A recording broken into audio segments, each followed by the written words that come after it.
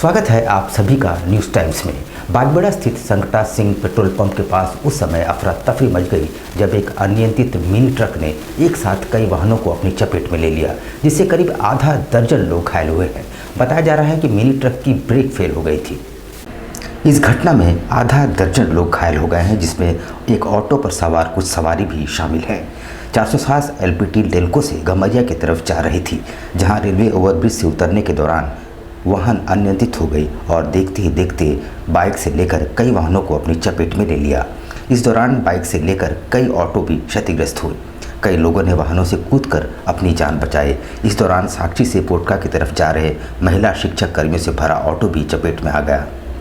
इस घटना से पूरे क्षेत्र में अफरा तफरी का माहौल उत्पन्न हो गया। हालांकि राहगीरों की सूझबूझ से एक बड़ा हादसा टल गया। जानकारी मिलते ही पुलिस घटनास्थल पहुंची और चालक को हिरासत में लेकर थाने ले गई, जहां घायल लोगों ने घटना के संबंध में जानकारी देते हुए बताया कि अनियंत्रित 407 में कई वाहनों को अपनी चपेट में लिया, जिसकी वजह से लोग घायल हुए हैं। इधर इस संबंध में जानकारी देते हुए पुलिस जवान अशोक प्रसाद ने बताया कि अनियंत्रित 407 की वजह से यह घटना हुई है, जिससे 2 से 3 लोग घायल हैं। सलाई तरफ से आ रहे थे और उधर से पूरा आदमी को उड़ाते हुए स्टेशन तरफ से आ रहा था वो 407, और उनको यहीं से गोलचक्कर से घसीटते हुए वहाँ तक ले गए। आपकी कौन सी गाड़ी थी? मेरा वो ऑटो है। ऑटो में कोई सवार थे लोग? नहीं, सवार था मैं। आपको चोट लगी है? कहाँ चोट लगी है? अच्छा, एक बात बताइए कि इस घटना में कितने लोग घायल हुए हैं?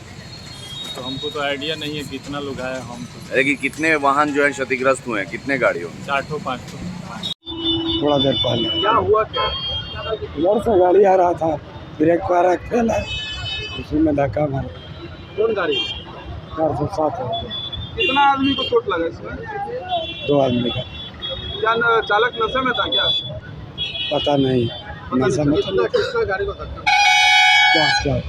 लौह नगरी का दुर्गोत्सव खास होता है और पड़ोसी राज्यों से भी लोग यहाँ घूमने आते हैं और विद्युत सज्जा और शानदार पंडालों का अवलोकन करते हैं। अग्निशमन विभाग ने कहा है कि हर पूजा कमेटी को एनओसी लेना अनिवार्य है। यहाँ दुर्गोत्सव की धूम अलग होती है। यहाँ दुर्गा पूजा में शहर के अलावे झारखंड के दूसरे ज़िलों, पश्चिम बंगाल के सीमावर्ती क्षेत्रों के अलावे उड़ीसा और बिहार के श्रद्धालु भी जुटते हैं।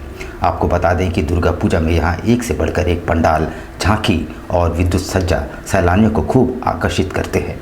यही वजह है कि लौह नगरी जमशेदपुर का दुर्गोत्सव अपने आप में खास होता है। वहीं पूजा कमेटियों के साथ जिला पुलिस और प्रशासन भी अपनी तैयारियों में जुट गई है।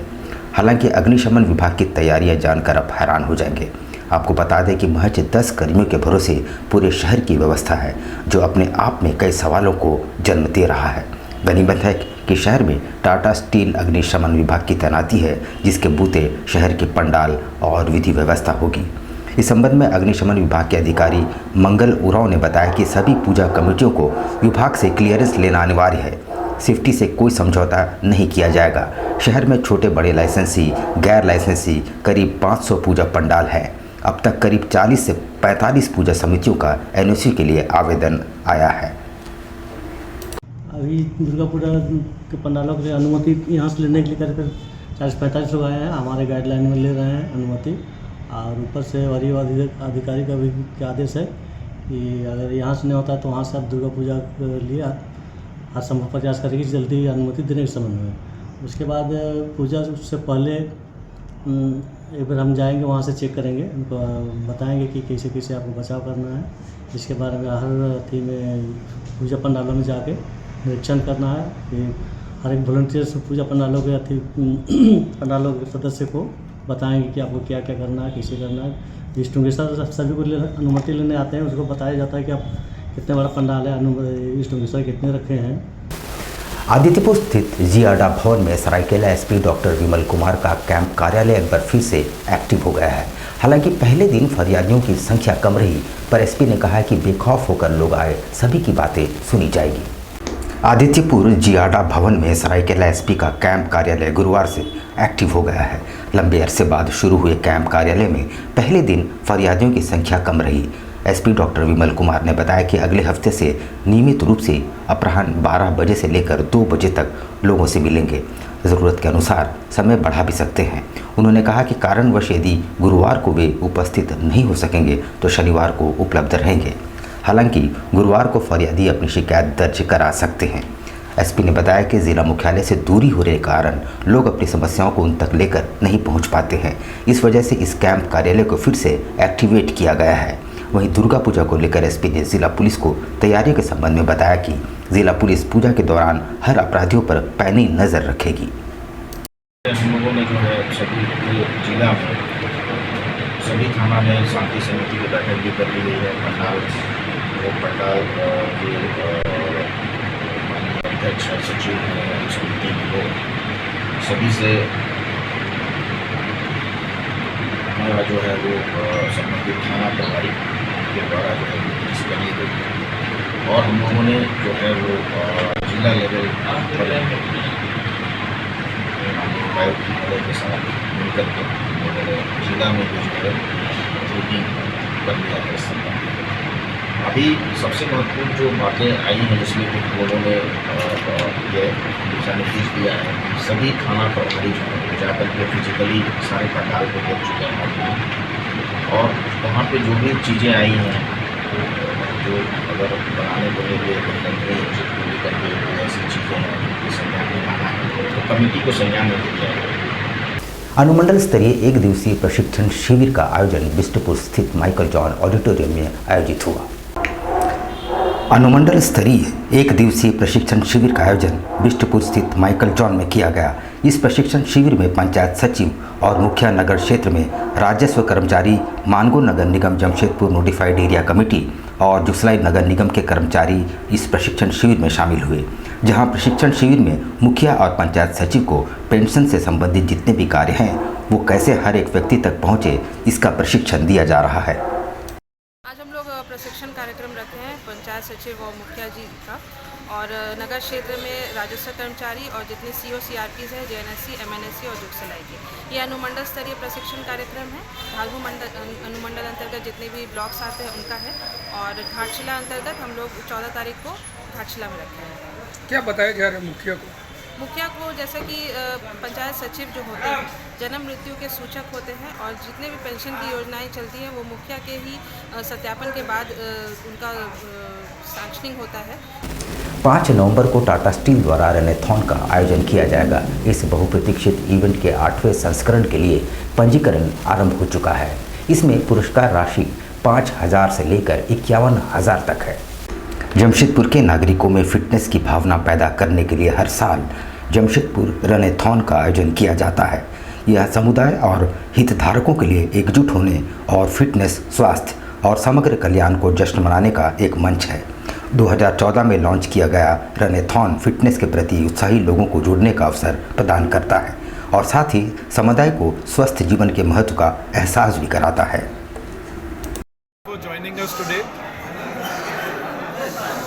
यहाँ इकट्ठे हुए हैं, थैंक यू वेरी मच, आप लोग सब आए।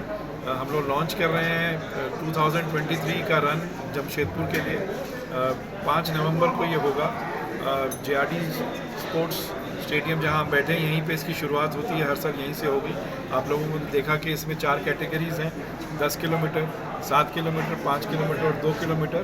और हर एक कैटेगरी में या तो एज प्रोफाइल के हिसाब से है या फैमिली के हिसाब से है और सीरियस रनर्स, रेगुलर रनर्स के लिए भी कैटेगरीज हैं। सेम इक्वल प्राइज मनी है for main and women. And हमारी होप है कि इस बार हम लोग 5,000 का आंकड़ा पार करेंगे। हमारी टीम उसी हिसाब से ऑर्गेनाइज भी करेगी, ट्रैक को भी और अरेंजमेंट्स को भी। आरटीआई कार्यकर्ता संघ द्वारा एलबीएसएम कॉलेज के ऑडिटोरियम में गुरुवार को आरटीआई दिवस मनाया गया, जिसमें संघ के प्रतिनिधियों के अलावा कॉलेज के प्राचार्य ने भी भाग लिया। राइट टू इन्फॉर्मेशन एक्ट 2005 के तहत पूरे देश में लोग अपने हक और अधिकार के लिए लड़ रहे हैं। लोकतंत्र में अपने हक और अधिकार को पाने के लिए ये एक शक्तिशाली हथियार है। वर्तमान समय में आरटीआई के कई मामले लंबित हैं। इस संबंध में जानकारी देते हुए संघ के प्रतिनिधि ने बताया कि आज के दिन राइट टू इन्फॉर्मेशन एक्ट 2005 की नींव की गई थी। इस दिवस को मनाते हुए सभी उपस्थित शिक्षक के प्रतिनिधि अपने अपने विचार व्यक्त कर रहे हैं। का इनेक्टमेंट डे है, उसको आरटीआई का मैंने दिवस के रूप में मनाते हैं। आज ही का दिन जो है ये RTI right to information act 2005 हमारे देश में लागू हुआ। और ये लोकतंत्र का सबसे बड़ा हथियार है। और हम लोग इसको एजुकेशन कॉलेज में इसलिए किए ताकि यहाँ से पूरा ग्रामीण क्षेत्रों के लोगों को, युवाओं को इसकी जानकारी मिल सके। आज पूरे हिंदुस्तान में अगर देखा जाए तो करीबन विभिन्न सूचना आयोगों में 3.5 लाख से ज़्यादा मामले पेंडिंग है और केंद्रीय सूचना आयोग में कम से कम 20,000 से ज़्यादा मामले पेंडिंग है। हमारे झारखंड में सूचना आयोग ही नहीं है, यहाँ पर कम से कम 16,000 से ज़्यादा मामले पेंडिंग है। यहाँ पर हम लेंगे एक छोटा सा ब्रेक, लेकिन आप कहीं जाइएगा नहीं क्योंकि ब्रेक के बाद खबरों का दौर जारी रहेगा। तो आप बने रहिए हमारे साथ और देखते रहिए news times.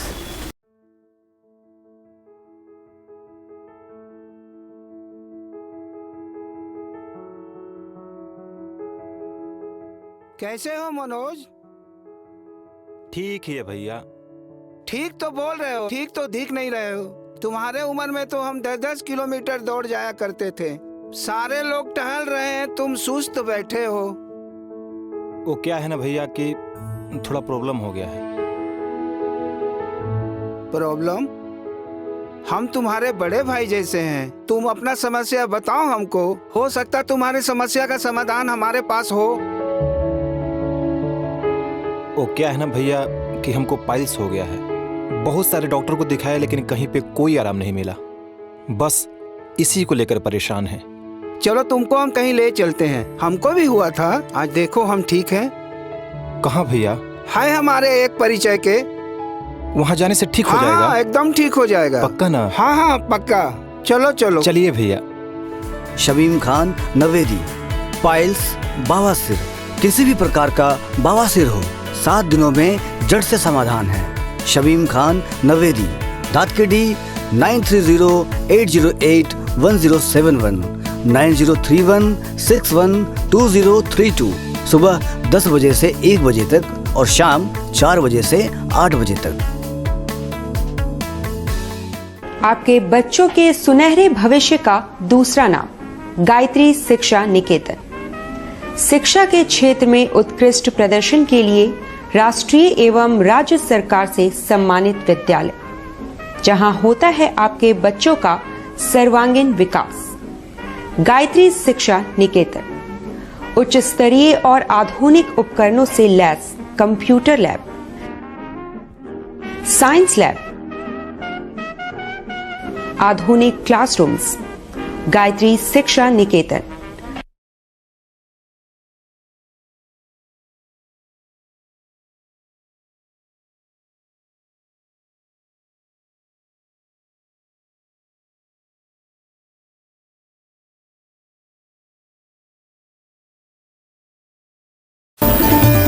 Indian Bakery, specialist in cakes and confectionery items.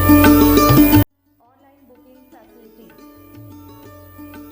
Specialist in all types of patties, cakes, cookies, pizza, burger, hot dog, eggless cake, birthday cake, anniversary cakes, wedding cakes,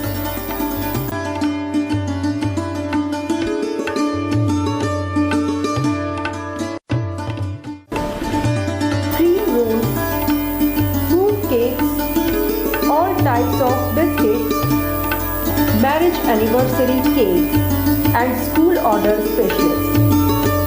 Please do visit with your friends and family.